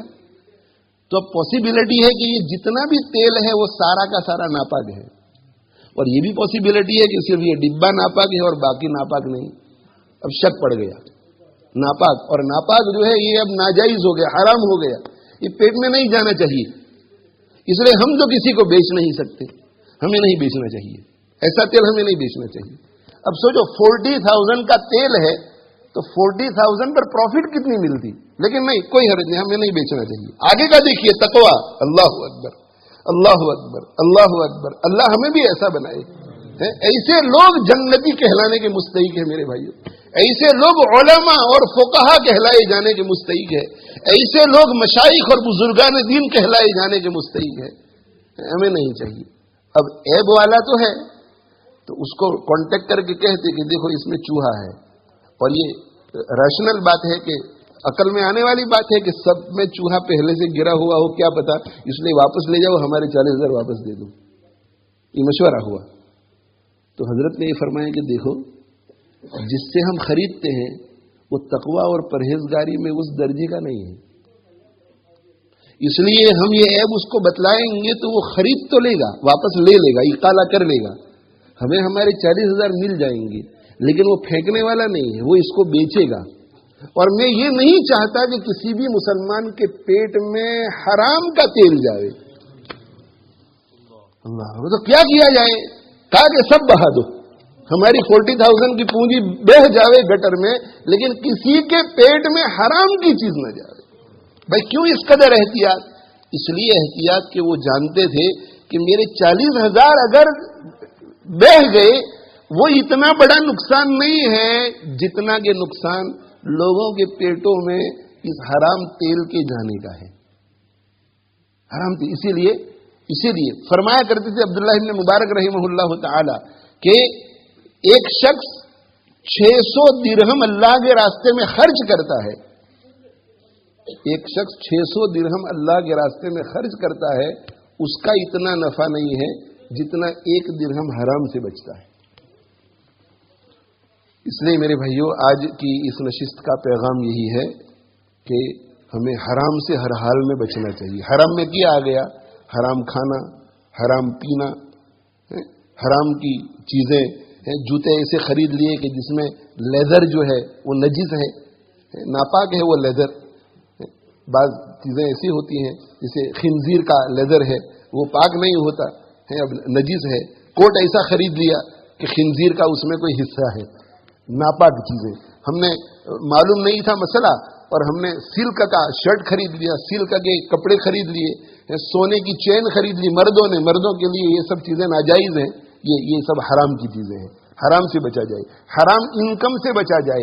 जो भी इनकम हमारे हाथ में आए उसके बारे में गौर व फिक्र किया जाए कि सही तरीका है या नहीं, सही तरीका है या नहीं। खरीद और फरोख्त, मुआमलात करते वक्त, मुआमलात, हज का टूर जो लोग ले जाते हैं वो भी मसाइल को सीखें कि कैसे डीएल कैसे किया जाता है। डीएल करने में अगर कोई ऐसी जगह आ जाए कि भाई हमने तो 3,000 पर इनके साथ बात की थी लेकिन अब 3,500 हो गया है, तो अब इनसे हमें बात करनी है, तो क्या हम रेज कर सकते हैं?